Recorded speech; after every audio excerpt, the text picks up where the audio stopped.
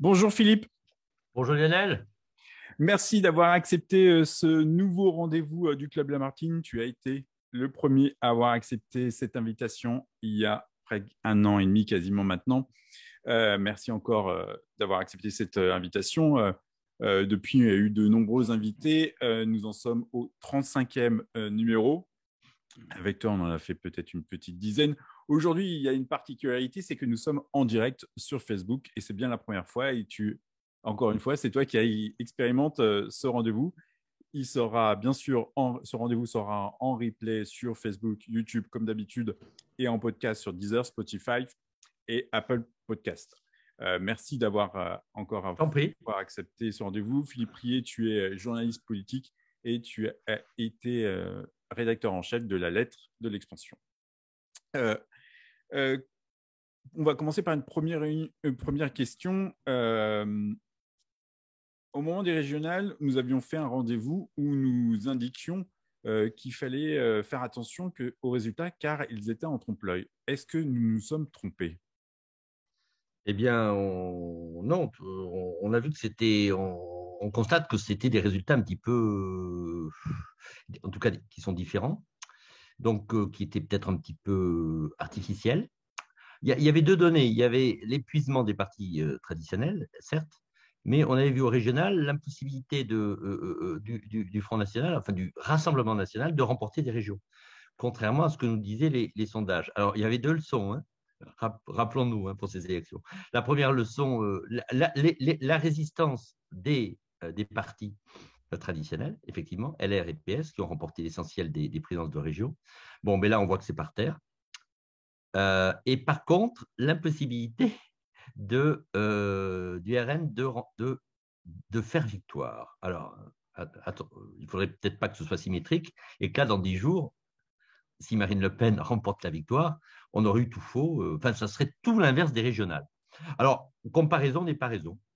Si on s'en tient à la première donnée, les partis, oui, ben, ils étaient au régional, au municipal, aidés par leur forte implantation, leur fort ancrage, hein, Hmm. local en termes d'élus, en termes de sortants, avec l'idée aussi que ces partis, ces vieux partis, survivaient peut-être uniquement par leur ancrage local et que ça devenait en gros, d'une manière un petit peu rapide, on pourrait dire des syndicats, des syndicats d'élus locaux, comme l'ont été d'autres partis. Avant le PS et les Républicains, on peut penser au Parti radical, qui a quand même été tout puissant, hein, sous la Troisième, la Quatrième République, et qui existe toujours, mais sous forme d'un petit réseau d'élus et dans certaines régions et pas partout.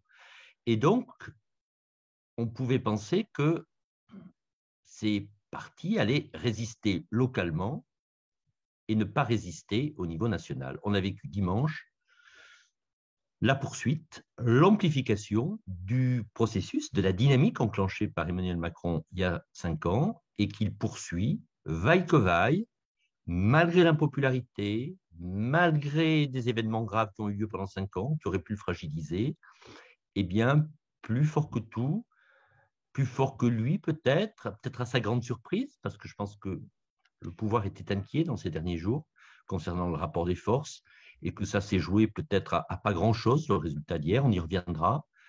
Eh bien, la poursuite de ce qu'on appelle la décomposition de l'échiquier politique se poursuit avec la marginalisation de deux grands partis historiques.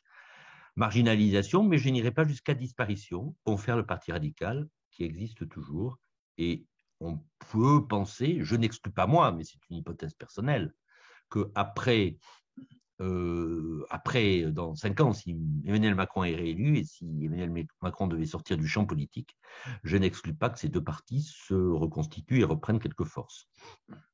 Mais là, pour l'instant, le risque, c'est la banqueroute financière quand même. Alors, la banqueroute, pas pour tout le monde, hein. Pour trois partis même, hein, pour ELV, hein, à noter. Hmm. Oui, oui, oui. ELV est en dessous de 5%. La banqueroute, on va voir. Je pense que LR va trouver des. Bon, Valérie Pécresse implore des dons. Bon, on va voir comment ça se passe, hein. Ils avaient LR, ils ont souvent des petits donateurs. Il en faudrait beaucoup pour atteindre 5 millions d'euros. Mais après, ils peuvent. Bon, je ne faut peut-être pas trop dramatiser. Je ne pense pas que Valérie Pécresse ait recours à des fonds étrangers, hongrois ou russes. Je pense qu'ils vont trouver une solution. Quant au PS, contrairement à ce qui a été beaucoup dit pendant 2 ou 3 ans, où on disait, où déjà la défaite était annoncée, on disait beaucoup que ça allait être la banqueroute. Loin de là, parce qu'il se trouve que le PS a beaucoup d'implantations immobilières. C'est un peu comme le Vatican et comme l'Église catholique. Ils ont beaucoup de permanences, de locaux, dont ils ne sont pas simplement locataires, mais propriétaires. Et donc, ils ont beaucoup de biens immobiliers et ils sont dans une situation moins fâcheuse. Donc, il ne faut peut-être pas dramatiser ces échéances financières. Effectivement, le PS a fait une campagne économique, a prévu, En avait plus, anticipé le risque l'échec. de l'échec. Valérie Pécresse, c'était différent. C'était une campagne qui était plus spectaculaire. Et ce qui est étonnant, c'est les Verts, qui ont dépensé 7 millions d'euros et a priori, ils n'avaient pas vraiment de réserve. Alors là, j'ai du mal à suivre parce que j'avais compris que beaucoup de leurs meetings étaient des meetings de rue. On en avait parlé. Hein. Oui. Des meetings où Yannick Jadot se mettait à Carrefour, à la sortie d'une gare, etc. Et j'avais compris que ça ne coûtait pas très cher. Bon, il y a eu 1 ou 2 meetings de fin de campagne à Paris. Mais je ne sais pas après le détail de leur poste budgétaire, mais visiblement, c'était une campagne nationale qui a dû coûter cher en tracts, en affiches, etc. Et même en meeting. Mais j'avais compris qu'ils avaient fait un choix frugal de campagne, notamment par ces meetings improvisés dans des carrefours de rue et sur des places publiques. Visiblement, c'était plus complexe que ça. Alors, comment tu définirais cette fin de campagne? On s'était vu il y a une quinzaine de jours, on avait fait un Oui. rendez-vous. On avait dit qu'il fallait se méfier des sondages. Bon, on avait eu raison. On avait raison, oui. On avait raison, parce que bon, j'ai beaucoup scruté les sondages, on a beaucoup vécu au rythme des sondages, de manière un peu trop folle. Peut-être on s'est un peu auto-intoxiqué, on a vécu que ce paramètre, et tu m'avais posé une question intelligemment. Une question intelligente, c'est comment un journaliste arrive à suivre la campagne par les sondages ou par d'autres moyens. Et je t'avais décrit mes autres moyens de pénétration de certains milieux pour arriver à garder le pouls de l'opinion. Bon, mais même dans ce cadre-là, on était très influencé par les sondages, où on a été quand même matraqué par des sondages. J'ai compté le dernier jour, le jeudi et le vendredi, on en a eu 5 à 6 quotidiens. On n'est plus à un rolling, mais à 2 rollings. On a eu des études qualitatives, quelque chose d'extraordinaire. Bon, et ce qui était fascinant, c'était qu'il y avait une convergence en fin de semaine dernière. Une convergence à peu près de second tour comme de premier tour, avec un tassement d'Emmanuel Macron, un affaiblissement, une dynamique en faveur de Marine Le Pen, mais on voit une montée de Mélenchon, mais qui était quand même raisonnable, qui était jusqu'à 16, 17 maxi. Mais on ne voyait pas, puis on voyait résister quand même les deux à 8, Pécresse et Zemmour. Aucun sondage ne les a mis en dessous de 8, et on les a mis à 8 juste le jeudi, vendredi. Donc, ce qui tente à prouver, comme dans toutes les élections, que en fait, les gens se situent aussi par rapport au sondage. Et il y a un vote tactique qui s'est développé chez tout un chacun. Et donc, il y a des conduites, des comportements de substitution, d'évitement, de calcul par rapport au premier tour, par rapport au second tour. Donc, le vote est devenu un grand jeu comme il y a des jeux télévisés, comme il y a The Voice, comme il y a des compétitions, etc., où on est habitué à tout ça. Il y a des grands jeux, et ce jeu, c'est quand même la première fois qu'on a cette distribution avec 3 super candidats au-delà de 20%, puis un trou, puis 7% Zemmour, puis tout le reste en dessous de 5. C'est du jamais vu. D'habitude, on avait des candidats autour de 15. Et rappelons-nous que dans un précédent entretien, on disait que la ticket d'entrée au second tour serait vers 15-16. Et en ça fait, a pas du été tout. balayé. Concentration autour de 3 candidats qui étaient les plus professionnels, les plus marqués idéologiquement, les plus dans une tradition de politique très claire, professionnel, spectaculaire, talentueux en termes quand même le côté tribun, rhétorique, chez Jean-Luc Mélenchon, d'une certaine manière Marine Le Pen, d'une certaine manière Emmanuel Macron, même s'il n'a pas vraiment fait campagne, mais on sait qu'il est capable de faire dans le beau parler, dans le côté aussi tribun, etc. Donc, trois personnages très marqués, très disruptifs, enfin très différents, radicaux, l'extrême centriste d'Emmanuel Macron, l'extrême droite classique, mais renouvelée, revigorée et recentrée en même temps à cause de Zemmour, de Marine Le Pen, et une gauche pas vénézuélienne et Chavez, hein, mais plus à gauche que le PS, mais plus ça allait, plus républicaine et plus recentrée pour un petit peu attirer le maximum de gens dans la dernière semaine. Donc c'était une belle distribution d'un trio que personne ne voulait, en tout cas le duo Marine Le Pen-Macron, hein, dans les sondages il y a un an, C'est ça. rappelons-nous. 80% des gens étaient contre ce duo. Eh bien, on les remet, on leur redonne une nouvelle chance, parce qu'il n'y a rien d'autre sur le marché, parce que les autres, ils sont minuscules, ils sont très loin, ils le seront, et les gens se positionnent. Et dans la dernière ligne droite, bravant tous les sondages, eh bien, les gens s'amusent, et pour éviter tel un, tel autre pour le second tour, bon, il y a eu tout un tas de scénarios pour finalement quitter le vote des petits candidats pour glisser dans les 2 derniers jours, vendredi, samedi, le jour de l'isoloir, pour voter intelligent, voter tactique.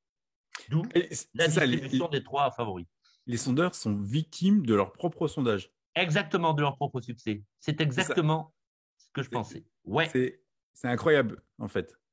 c'est vertigineux. Non, non, c'est.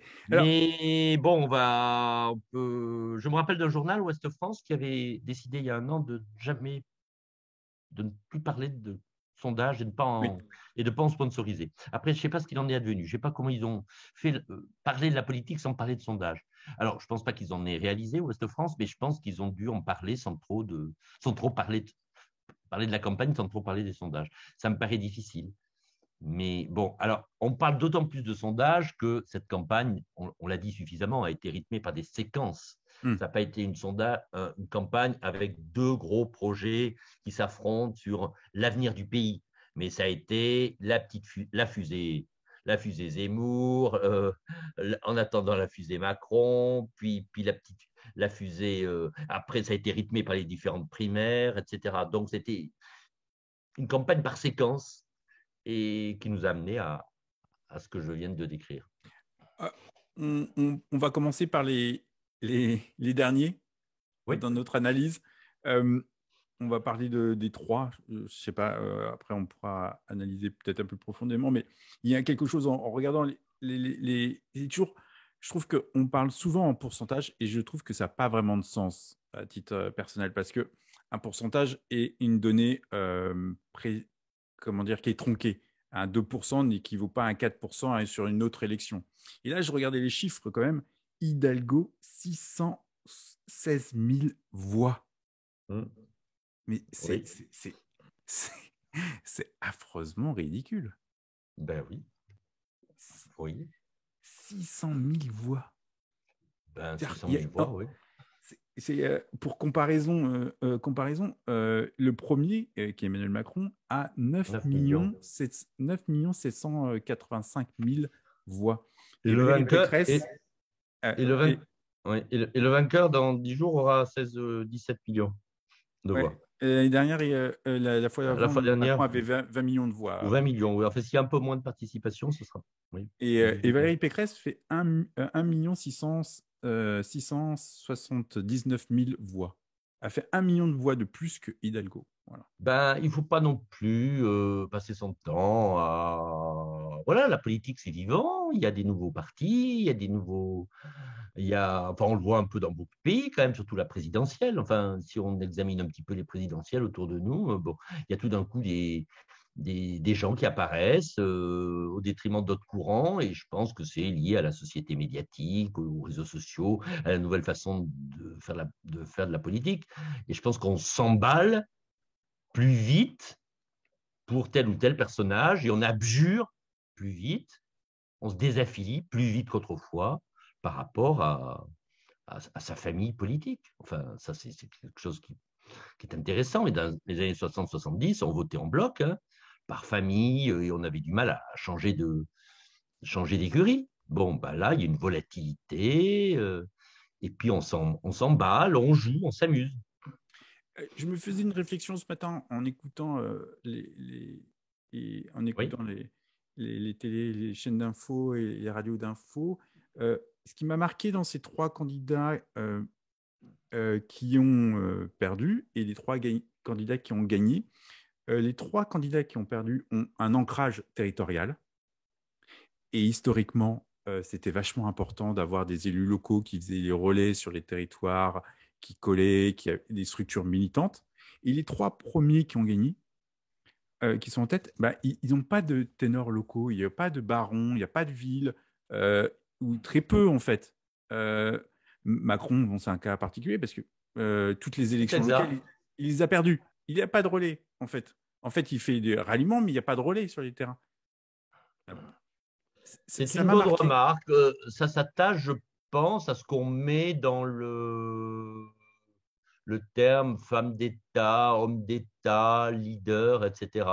C'est une espèce d'investissement un peu religieux enfin, c'est un monarque républicain, hein, le président, et donc au départ, on regarde pas. Enfin, maintenant, on joue une carte, on joue telle ou telle, mais on oublie un petit peu le côté par qui il est entouré. Et là, Oui, on c'est voit ça, bien que oui. ça risque d'être un des enjeux de l'entre-deux tours, où Emmanuel Macron va questionner Marine Le Pen en lui disant avec qui vous allez gouverner?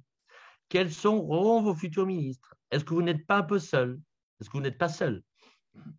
Vous avez une demi-douzaine de personnages un petit peu connus, de grands élus ou de gens identifiés, mais what else? Avec qui? Hmm.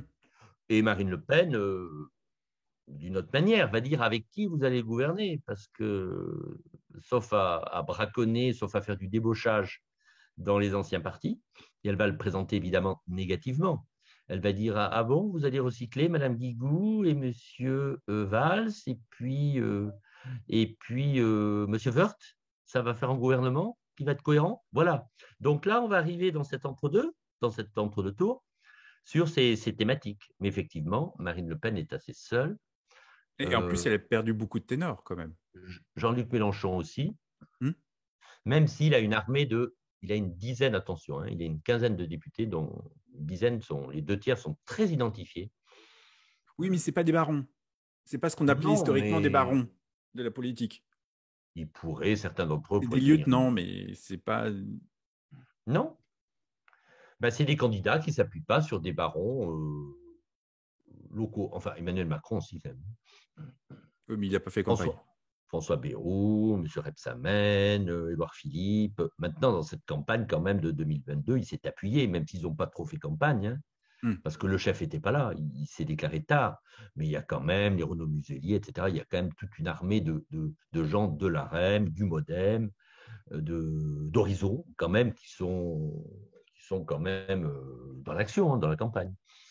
Mais ce que tu dis est exact sur un petit peu le profil. Bah, là, ça rejoint la question du début, hein. Les autres, ceux qui sont très bas, bah, ils ont eu de bons résultats au régional. Hmm. LR, PS, Vert. Oui. Et ceux qui sont en tête cette fois-ci, bah, voilà, sont des bons candidats pour la présidentielle. Mais effectivement, par qui ils vont s'entourer? Ils ne Alors, s'appuient pas sur beaucoup de barons, c'est exact. je reviendrai là-dessus tout à l'heure, mais parce que je pense que ça aura une conséquence sur les législatives. Oui, Et c'est une vraie question. Yannick Jadot, tout le portait à être haut, alors peut-être pas gagné, mais à être haut, et il finit à 4,6, qui doit faire approximativement, j'ai pas noté le chiffre malheureusement, mais ça doit faire 1 400 000, pas loin de voire, Mme Pécresse. ouais, ça doit faire ça approximativement. C'est la grande surprise quand même. Où sont passés les jeunes? Où sont passés ces jeunes qui manifestent dans les rues? Eh Où ben, je sont vais te le passés... dire. Il me semble qu'on en avait parlé lors de notre précédent rendez-vous. Je t'avais dit que idéologiquement, il était challengé sur deux thèmes, le nucléaire et puis les éoliennes, hein, et que donc l'actualité, elle n'était pas favorable à l'ADN écologie sur lequel était construit ELV, hein, qui est un parti anti-nucléaire, très favorable aux énergies renouvelables. Et que l'actualité de l'Ukraine et le retour du nucléaire dans le débat politique assez partagé, hein, n'était pas bon pour lui. Eh ben, ils sont allés, moi je vais te dire où ils sont allés, hein. Ils sont allés grossir les rangs de Jean-Luc Mélenchon. Hmm. Et avec la publication la semaine dernière du rapport du GIEC, qui était très alarmiste, Le meilleur candidat, celui qui a répondu, qui a réagi, etc., qui a fait, dans tous ses discours, qui était le plus écolo, à la fois très inquiet, angoissé, parce qu'il s'annonçait en même temps avec des solutions. On peut être pour ou on peut être contre. Mais là, pour le coup, c'était en phase avec l'électorat écolo, vu que tu sais bien que Jean-Luc Mélenchon est hostile au tout nucléaire, il est pour les énergies renouvelables, etc. Donc, il ne faut pas du tout s'inquiéter. Il ne faut pas du tout se poser 36 questions pour Jadot. Un, il n'était pas un bon candidat charismatique. Deux, l'élection présidentielle, encore une fois, il me semble qu'on l'avait dit ensemble, n'est pas propice, n'est pas bonne pour les écolos. Ma mère n'avait fait que 5,2. Là, c'est le deuxième plus mauvais score pour Jadot. 3, les thèmes du débat public qui allaient contre les thèmes, l'ADN des écolos. Et 4, le fait que Jean-Luc Mélenchon a préempté tous ces sujets et s'est avéré comme le meilleur porte-drapeau de la cause verte. Oui, et de la cause sociale aussi. C'est ce qu'on avait parlé. Ce qui était assez impressionnant, c'est que quasiment aucun candidat ne reprenait cette envie sociale d'après-crise. Marine Le Pen. D'après-crise, Marine Le Pen. Mélenchon, au fur et à mesure, a pris du terrain là-dessus. Et Marine Le Pen. Ouais. Oui, tu as raison. Oui. Alors, elle, pas du tout sur la cause verte, puisqu'elle est pour le nucléaire, elle. Elle va se retrouver plutôt en phase avec Macron. Je vais rapprocher 2 profils, oui. Qui est Pécresse et Jadot. Est-ce qu'ils ne se sont pas perdus après les primaires? Et tu en avais parlé. Une fois que j'avais parlé, j'avais dit que les candidats issus des primaires, c'était viandé. Oui, là, on a encore la confirmation. Jadot, Pécresse, Hidalgo, dans leur cuisine politique. Et la présidentielle, c'est pas ça. Ça l'a été lors de la présidentielle de 2007. On a essayé ça à l'américaine. Il y a eu la séduction, je me rappelle, tous les sondeurs, les experts d'Euro-RSCG qui sont allés chercher comment Barack Obama, tout ça. La primaire, ça devait être le nec plus ultra. Bon, ça a marché 1 fois, 2 fois. Et puis là, ça a été une machine à perdre, déjà pour Fillon la dernière fois. Et là, ça a été une machine à perdre pour les 3 partis qui ont vanté cet instrument des primaires. Eh bien non, ceux qui sont en tête, ils n'ont pas choisi ça. Ni Jean-Luc Mélenchon, ni Marine Le Pen. Ils ont fait un vote d'adhésion, rappelons-nous. Oui, et puis Macron. Parce que Valérie Pécresse s'est perdue avec la droite extrême des LR et Yannick Jadot s'est perdu avec sa partie ultra-gauche, wokisme, écriture inclusive et tout le soin. Alors lui, il s'est perdu peut-être, oui, mais donc une partie de son électorat, avec ce teint de soin dont tu parles, a glissé vers Mélenchon, qui était plus accueillant pour ces thèmes-là. Mais bon, et puis ce créneau était occupé par Sandrine Rousseau quand même, qui a eu un comportement un petit peu ambigu pendant cette campagne. Donc c'était elle a attendu clairement qu'il chute. C'était compliqué. Il me semble t'avoir toujours dit que ça allait être compliqué et que je ne donnais pas très cher. Alors. Non, mais tu as raison. Du moins à Yannick Jadot. C'était toujours soit Yannick Jadot. Jadot, je trouve, mais c'est la même chose que Valérie Pécresse, c'est-à-dire qu'à un certain moment, tu incarnes quelque chose. Un homme politique, une femme politique incarne quelque chose. Et le problème, c'est la distorsion entre le discours et l'incarnation. Et quand il y a distorsion, le problème que je vois et chez Pécresse et chez Jadot, c'est que Jadot n'a pas été ce centrisme centre-gauche, écolo à l'allemande. Et du coup, il y avait une distorsion. Et Valérie Pécresse n'est pas cette centriste. Elle n'a pas réussi à incarner ce centrisme de droite gaulliste qui peut-être n'existe plus, en tout cas chez les Républicains. Ils sont peut-être partis directement chez Macron. La preuve en est, avec quasiment 10 millions de voix. Je pense que dans le système français politique, on ne peut pas comparer avec l'Allemagne. Verts et SPD, Gronen et SPD, ou même Verts et libéraux s'essayent, ont des rapports, ont des relations, ont des compagnonnages à l'intérieur de Lande parce qu'ils sont associés, ils gouvernent ensemble, ils ont une culture de gouvernement. Nous sommes dans un système pyramidal présidentiel. Mélenchon, il est obligé par sa base de taper, puisque tout vient de Macron, y compris la Convention citoyenne sur l'environnement qui a tellement déçu. Il devient forcément contre Macron. Il ne peut pas être centriste dans ce schéma-là. la présidentielle le pousse à ne pas être centriste. Il le pousse et son électorat à être radical, à trouver que Macron n'en fait pas assez. Et donc, on ne peut pas comparer, on ne peut pas dire regretter qu'il soit centriste, parce qu'il ne soit pas centriste. Les Verts ne peuvent pas être centristes dans le système actuel, où ils ne sont pas représentés comme il faudrait à l'Assemblée, parce qu'il n'y a pas de proportionnel, et parce que tout vient d'en haut. Si le bilan est jugé très faible, et tout le monde le dit, et même le Conseil d'État, et même des organisations internationales sur l'environnement en France, il n'a pas été à la hauteur. Enfin, je ne sais pas, il y a eu un certain nombre de décisions. Bon, donc on peut comprendre que les jeunes et que soient mécontents, ceux qui sont pour cette cause-là, et que Jadot se soit un petit peu radicalisé. Ce n'est pas très étonnant. Quant à Valérie Pécresse, elle a eu tort, effectivement, elle a été lestée un petit peu par Ciotti, qui avait gagné effectivement la primaire, le premier tour de la primaire. Et donc, elle a eu tort uniquement d'apparaître comme une espèce de succédané light de l'extrême droite sur les sujets régaliens de sécurité et de ne pas avoir bagarré Macron sur effectivement une offre différenciante, construite, inspirante, effectivement au centre droit, différente. Là, elle n'a pas du tout travaillé. Je pense parce qu'elle s'est déclarée très tard, hein, qu'elle a eu envie d'être candidate très tard et que la différence d'un Xavier Bertrand, dont nous avons parlé ensemble, lui, il avait préparé une offre différenciante qui était très inspirée du gaullisme social, de la participation. Et il y avait tout un terreau idéologique un peu moins libéral, mais différenciant au centre droit, mais plus sur le pacte social, le compromis, les partenaires sociaux, etc. Et là, il y aurait eu, je pense, une offre plus différenciante. Elle n'a pas eu le temps de travailler cela. Donc, elle paye cash. LR paye cash son manque d'investissement et de travail pour préparer cette présidentielle.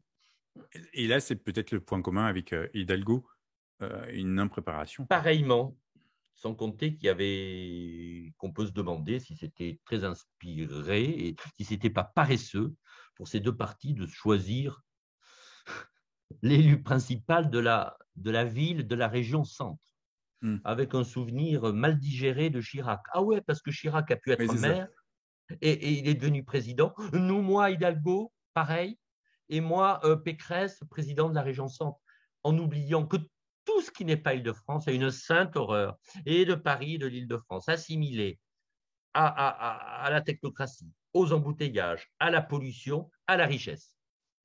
Et donc à l'insincérité. Valérie Pécresse, insincère, et Anne Hidalgo, insincère. Et donc ça a été, je pense, là aussi, c'est un atout. Xavier Bertrand, c'était une région différente, une région laborieuse, où il avait fait ses preuves par rapport au Front National, etc. Et pour le PS, il n'est pas étonnant que le nom de Carole Delga, à tort ou à raison, présidente de la région Occitanie, avec son accent du sud-ouest, est très différenciant et la distingue de la Titi parisienne, même arrivée d'Espagne, venue d'Espagne, mais on a oublié, elle n'a que le nom d'espagnol, mais elle n'incarne pas une immigrée venant de l'Espagne. Elle incarne Je suis même pas sûr certaine que les gens. bien-pensance et une certaine condescendance peut-être parisienne, etc. Voilà, c'était deux mauvais choix. Et là, on revient à ce que tu disais au tout début, d'avoir choisi deux élus locaux, deux barons. Bravo, Lionel, on est d'accord. Deux barons. Ouais. Eh ben, ces barons, ils ont échoué. Donc, preuve qu'on peut gagner mairie, conseil régional, mais ce n'est pas la même compétition. Donc, grosse erreur d'avoir positionné ces deux candidats pour l'élection présidentielle.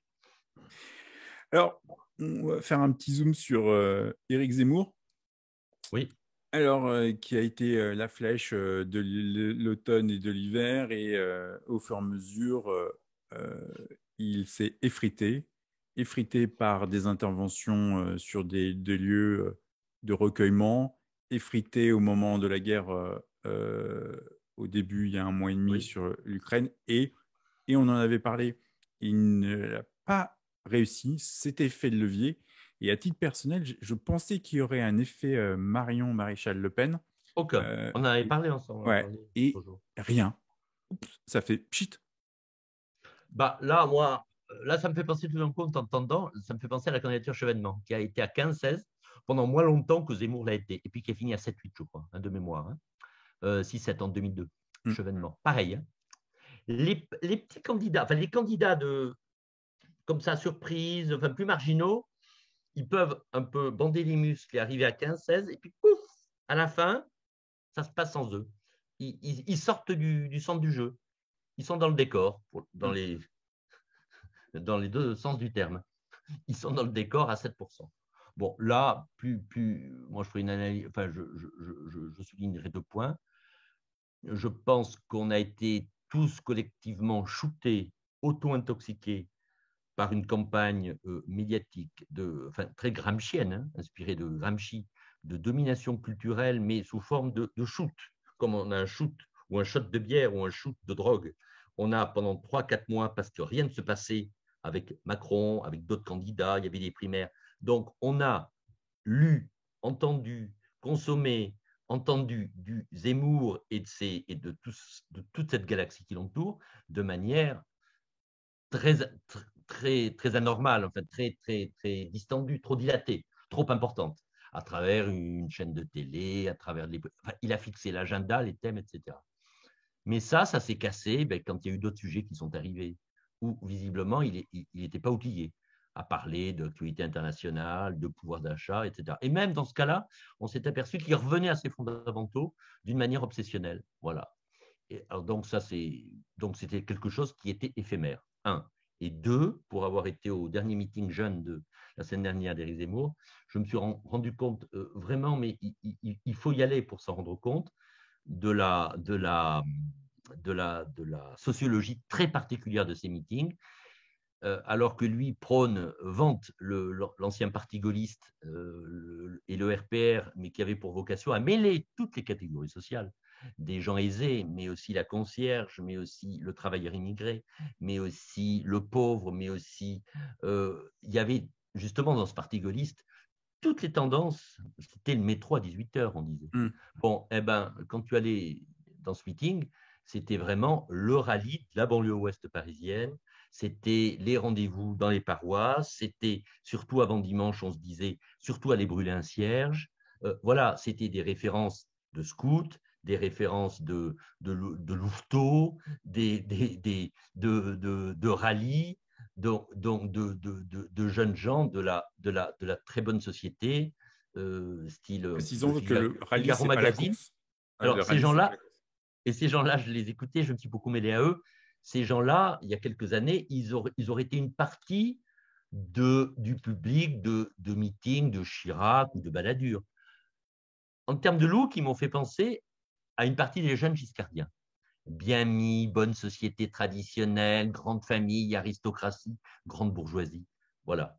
Plutôt un look très propre, très catho, avec des prénoms. Un festival, j'ai redécouvert. Alors, effectivement, il n'y avait pas de Mohamed et de Kevin, mais c'était des Mayeuls, des Marie-Catherine, Et Louise? voilà. Donc, un festival de prénoms, ils s'appelaient tous par leur prénom. Ça faisait très paroisse, c'était très connoté. Or, ça, il faut quand même s'en rendre compte, ça ne peut pas dépasser le jour du vote 10%. C'est entre 6% le score de Bellamy aux européennes et 10%.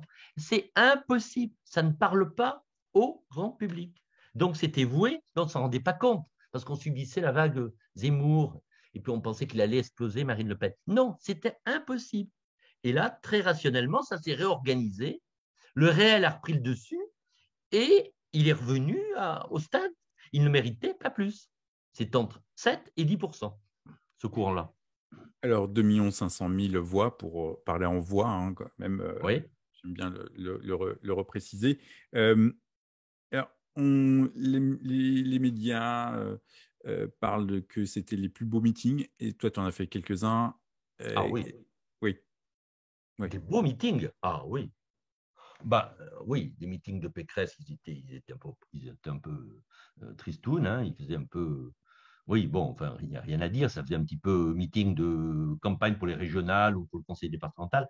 Ah non, bon, alors ceux de Zemmour, il y avait des moyens, hein, il y avait une logistique. Heureusement qu'il a ses 5% de voix, hein.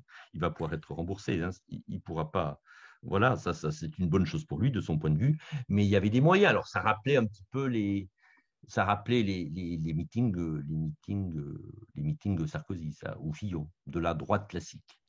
Mais justement, il a eu tort peut-être d'organiser dans les mêmes lieux, au Trocadéro, etc.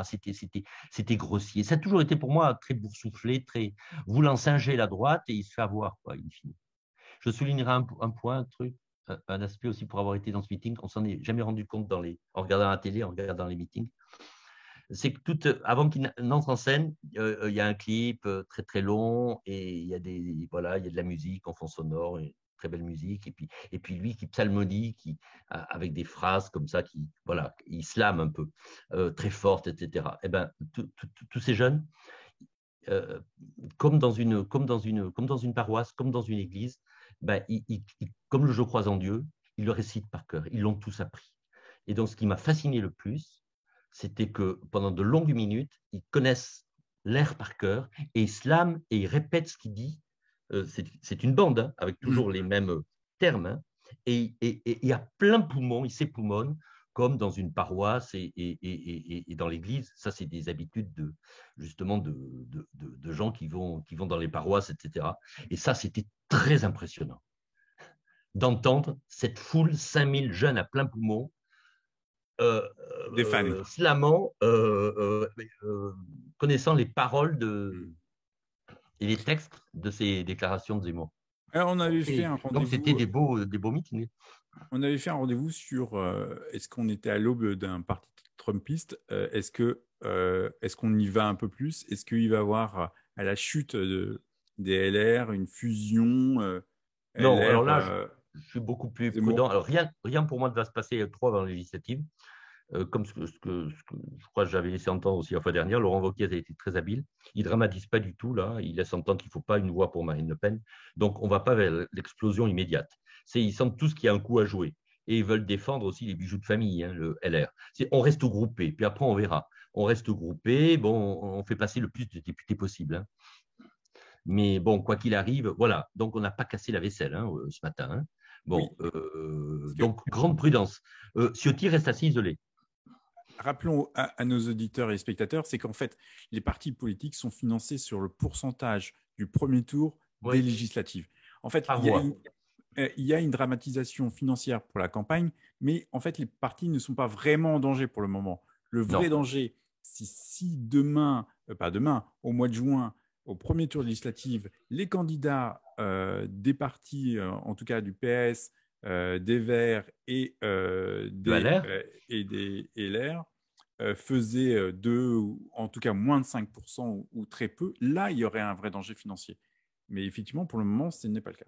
Et l'enjeu financier, c'est pour ça que François Rebsamen veut lancer son parti avant les législatives pour avoir des candidats et remporter. Et sauf erreur de ma mémoire, il faut faire plus de 1% sur un Je certain crois. nombre de circonscriptions. Je ne me souviens Oui, plus du nombre, c'est ça. oui, tout à fait. Alors là, bon, je pense pas pour le moment. Bon, l'union des droites, bon ben, ça aurait été plus facile avec un Zemmour très haut.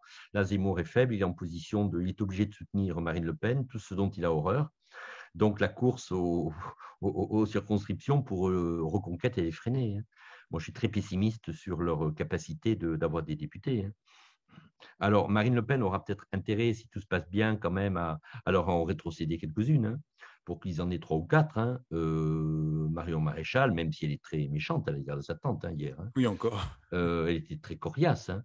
Donc, on sent que ça ne va pas être facile. Donc, puis, vu le niveau de Zemmour, non. C'est plutôt une bonne nouvelle pour LR hein, que Zemmour soit si faible. Hein. Ça aurait été différent si Zemmour avait été beaucoup plus haut. Il est très faible. Hein. Donc, on voit mal les gens de LR se rapprocher, sauf exception de Marine Le Pen, parce qu'entre ces deux partis, il y a une tradition quand même d'inimitié, hein, vu que ce que Jacques Chirac avait dit du Rassemblement national. Avec Zemmour, c'était beaucoup plus différent. Alors, on s'approche de la tête. Ah Mélenchon, oui, est-ce que tu as quelque chose à rajouter? Je dirais qu'il sortirait par la grande porte.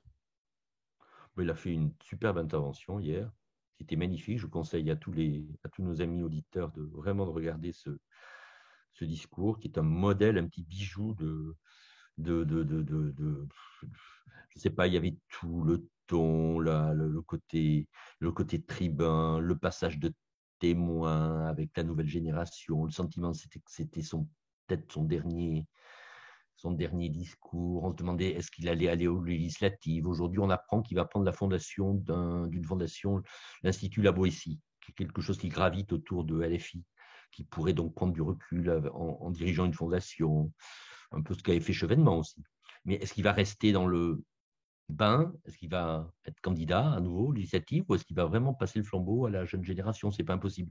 Il y avait tout ça avec une espèce d'humour. Enfin bon, c'est un très très beau discours court, ramassé, et puis cette manière de dire à 4 reprises. Hein. C'est comme l'évangile hier des Rameaux avec Pierre, tu me renieras 3 fois, hein, du Christ. Là, c'était Marine Le Pen. Pas une voix pour Marine Le Pen, à 4 reprises. Alors qu'il avait eu tellement de mal à le dire il y a 5 ans. Et il avait dit qu'en fin de période d'entre-deux tours. Mais ça lui arrachait. Là, vu sa position, vu qu'il est presque sur la pointe des pieds du départ, il le redit. Et puis il ne veut pas apparaître comme celui qui aurait fait passer Marine Le Pen. Attention, vis-à-vis de l'histoire, il a son rôle historique. Donc il est beaucoup plus front républicain, là, pour éviter Marine Le Pen, parce qu'il ne veut pas qu'on l'accuse quand même, il veut terminer en beauté. C'était magnifique. Alors là, un score, autre remarque, un score, voilà, un vote utile, un score que les instituts de sondage, moi je leur en veux un petit peu là, hein, 16-17, mais on ne le voyait pas à 22. Hein. Et j'ai fait mes comptes. Total, candidat de gauche, 2017, 28 points. Total, candidat de gauche, 2022, 32,5. Pendant 6 mois, tous les instituts de sondage nous disent que le total gauche était entre 25 et 27. Le plus bas qui soit, même si les gens disaient c'est à peine moins qu'en 2017. Mais en 2017, c'était 28. Total gauche, des gauches, 32-33. Alors, j'ai parlé de ce résultat à un ami politologue qui m'a dit oui, mais à l'époque, c'était une gauche. Cette gauche, elle est impuissante parce qu'elle est déséquilibrée, elle est dissymétrique, elle est dirigée par quelqu'un qui est trop à l'extrême et qui ne peut pas être une gauche de gouvernement. Alors, c'était vrai en 2017, un petit peu plus, mais Hamon était plus fort. Bon, mais moi, je trouve quand même que le total gauche a été sous-estimé et qu'il y a une gauche qui existe bien dans ce pays, même si elle a une expression qui est un petit peu particulière et pas forcément tournée pour former un gouvernement demain matin. Voilà ce que j'avais à dire sur Jean-Luc Mélenchon. Les 2 derniers. La surprise quand même, Marine Le Pen. Alors, Marine Le Pen, non, elle était donnée à... Enfin, elle a remonté dans les 10 derniers jours. Là, les sondages ont été assez justes. Hein. Elle perd des soutiens. Elle est talonnée par un gars qui tape à longueur de temps. Pas vraiment de campagne comme pas de grande réunion, pas de... Campagne de terrain, partout. Ouais. Et là, elle finit avec une progression en voix par rapport à 2000. Cohérence. Elle fait 1 million de voix de plus. Cohérence et opiniâtreté. Cohérence, elle a choisi le bon thème, le pouvoir d'achat. Pour revenir sur les chiffres, il y a entre Marine Le Pen et Mélenchon 500 000 voix, en sachant qu'il y a 70 000 bureaux de vote. Et donc, ça fait en gros, ça fait pas beaucoup de voix d'écart, de bulletins de voix. Mais bon, voilà. Entre parenthèses, LFI, Jean-Luc Mélenchon, très fair-play. Hier soir, ils ont dit pas de recours, etc. Bon, ils n'ont pas voulu rentrer dans un scénario un peu complotiste, un peu à l'américaine, Trump, etc. Puis c'est pas dans la tradition française de contester. Ça, je trouve ça très républicain, très beau. Quand ça s'est resserré. Il y en avait certains qui voulaient les pousser un petit peu à contester, etc. Bon, à vérifier. Non, en France, à la différence des États-Unis, chapeau. Hein. Le soir même, on a le résultat. Hein. On est efficace. Hein. On est meilleur que les States. Hein. Non, mais là, il faut...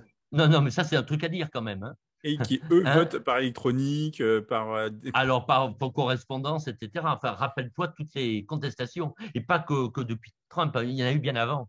Nous, on sait faire. Il n'y a pas de contestation, même en Corse. Alors, on fait voter quelques morts, il paraît, dans certains endroits. Mais c'est très limité et je crois que ça a été un petit peu purgé. Et pour avoir ça roule, il n'y a pas de contestation. Il y a un consensus là-dessus. Félicitons-nous de cela. Ça, c'est une bonne chose.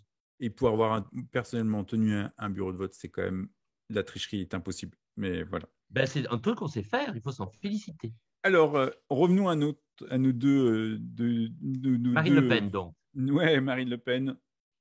Donc, un très bon choix stratégique, confirmé par les événements. La baraka, l'Ukraine qui relance son thème sur le pouvoir d'achat, c'était idéal. Deux, une campagne de terrain. Ce n'est pas parce qu'on ne l'a pas vue qu'elle n'a pas fait campagne.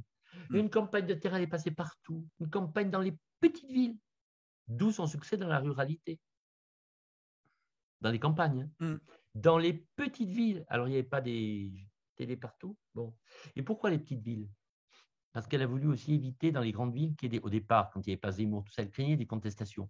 Dans les grandes villes, elle risquait peut-être d'être chahutée, etc. Au début, il y a un an. Dans les petites villes, c'est différent. Il n'y a pas les syndicats, les trucs, les organisations droits de l'homiste, etc. Elles sont moins présentes. Et donc, elle a fait dans les petites villes, dans les campagnes. Et là, elle s'est faite apprécier. Et puis après, elle s'est recentrée. Zemmour lui a permis de se recentrer, d'apparaître moins extrême, d'être la candidate un peu chiracienne, de droite, classique. C'est ce qu'on disait. Mais non, mais c'est un truc effectivement, aujourd'hui, l'extrême droite, c'est Zemmour. C'est plus Marine Le Pen. Voilà. Bah oui, mais là, il s'est bien fait berner, Z. Oui. Il a pris le bébé avec l'eau. Emmanuel Macron. Oui, parce que bon, il n'y a pas grand-chose à dire sur Marine Le Pen non plus. Sur Emmanuel Macron, beaucoup de choses. Alors, Emmanuel Macron, avec tous ses ralliements, il va faire comment au deuxième tour? La retraite à 65 ans, il en fait quoi? Alors, ça va être compliqué, etc. Donner des gages à la fois à la droite et à la gauche. À la droite, en disant il faut faire la réforme des retraites. Aux syndicats, en disant mais on ne va pas la faire de manière autoritaire, mais on va se concerter. À la gauche, je vois certaines voix qui voudraient qu'ils reviennent sur Twitter. Je vois certains beaux esprits qui disent qu'ils devraient faire des concessions sur la réforme des retraites. Abandonner l'histoire des 62 et que voilà. Bon. Donc, c'est des 62 ans. Donc, ça va être difficile. Il va devoir godiller sévère. Ça va être compliqué. Et pour Marine Le Pen, dans le grand débat, ça peut être du pain béni.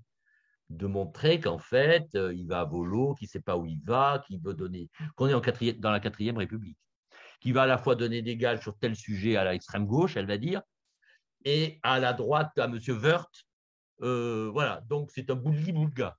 Voilà ce qu'elle va dire. Ça, on peut s'attendre à ça. Et donc, ça va être compliqué pour lui. Moi, je pense qu'il est très, très malin et qu'il va tous les jours, nous sortir des trucs avec des œillades et des signaux envoyés à tous les camps pour que chacun s'y retrouve. Président, pendant 5 ans, sur tous les sujets, il a rendu nerveux et fou et en même temps, même les plus hostiles ont trouvé un truc sympa qu'il a pu faire. Je parle mettons la chasse.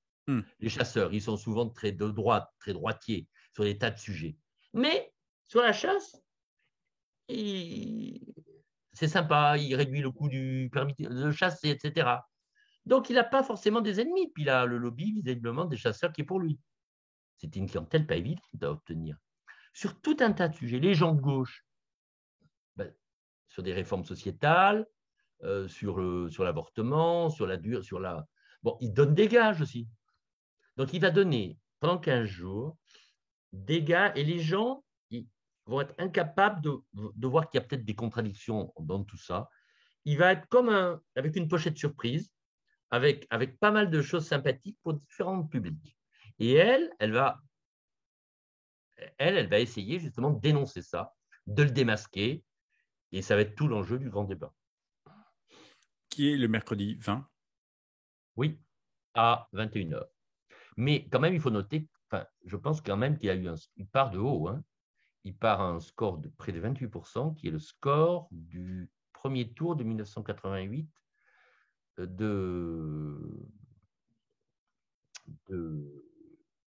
le second de 81 de Giscard d'Estaing. En 74, il avait eu 32 au premier tour, et au second tour, quand il se représente et qu'il échoue, il a 28. C'est un score haut, c'est un score pour un président sortant, c'est inattendu.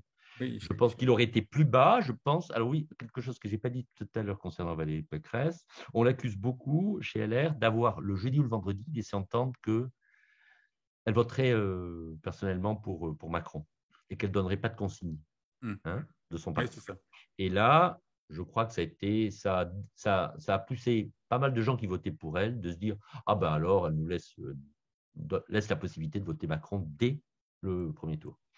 Donc, ça a participé de l'hémorragie de son stock des d'électeurs. petites voix qui manquent pour faire 5%. Voilà. Donc, je pense qu'elle s'est prise au piège. Elle s'est prise au piège, mais surtout, y compris sur le financement, Hmm. en s'engageant sur sa fortune personnelle, visiblement. Est-ce qu'on se dirige vers, si Macron gagne, est-ce qu'on va vers comment dirais-je, un gouvernement d'union nationale? Bon, tout va dépendre du rapport de force, mais je pense qu'il va y avoir je ne pas.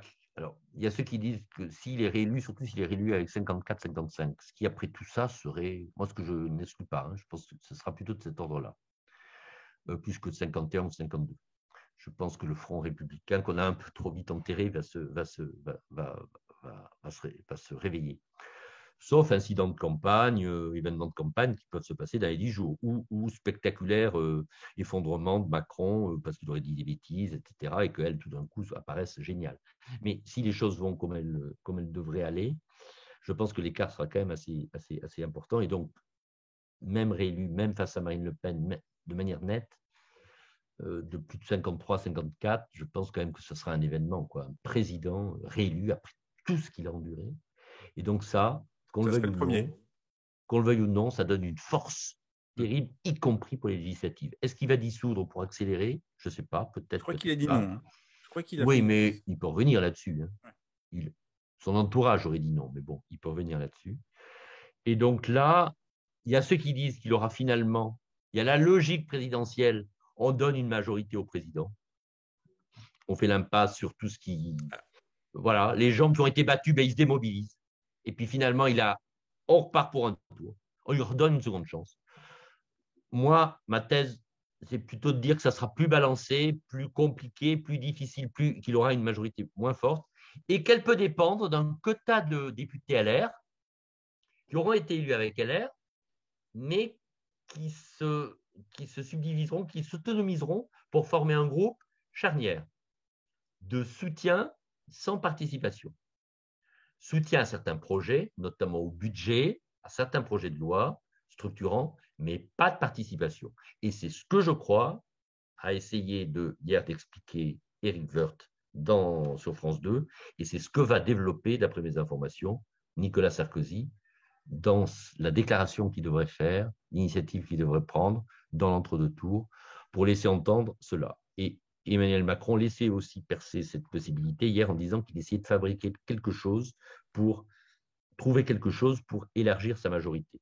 Ça ne sera peut-être pas du débauchage simplement d'individualité, ce qu'on lui reprocherait, de débaucher tel ou tel, hein, et de faire un nouveau gouvernement, mais pareillement structuré uniquement sur l'AREM et MODEM, avec quelques ralliés, mais que ça serait, il y aurait une force, il y aurait un groupe de gens qui soutiendraient, venant de la droite, et peut-être venant de la gauche aussi, après il faut voir, hein, mais venant de la droite, il aura peut-être plus besoin de la droite, hein, les choses étant ce qu'elles sont, la gauche étant quand même, le gouvernement étant minoritaire.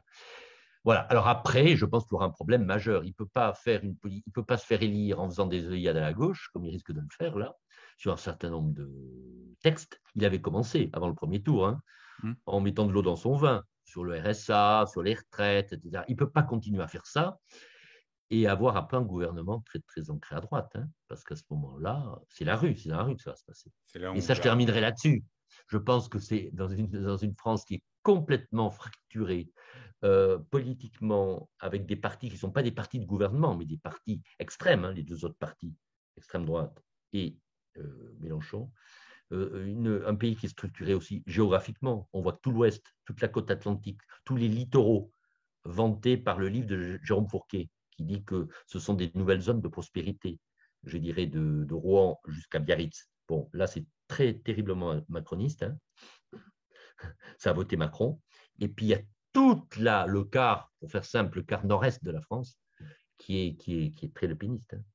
Donc, ce que me disait quelqu'un, c'est qu'on risque d'avoir des années très rock'n'roll, de devoir trouver du sens et des projets, d'avancer de manière collective, alors qu'on est de plus en plus, on va vivre de plus en plus en communauté, en, en, en, en secteur, enfin, oui, en communauté ou de géographique ou sectorielle, sans trop savoir ce qui se passe chez la voisine.